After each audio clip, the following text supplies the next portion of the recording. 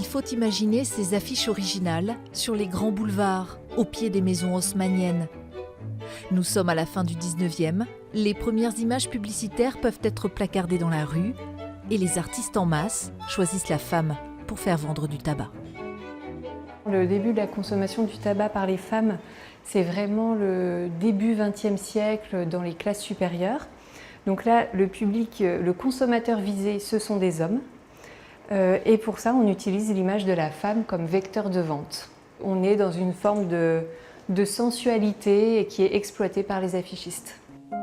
L'histoire du tabac, étroitement liée à nos cultures et à l'évolution de notre société.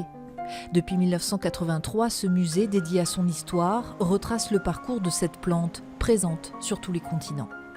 Effectivement, il est possible de retrouver des traces quasiment dans toutes les civilisations de la consommation du tabac, qui avait à certaines époques un rôle qui était plutôt mystique, de communication avec les esprits, plus que récréatif comme ça peut l'être aujourd'hui.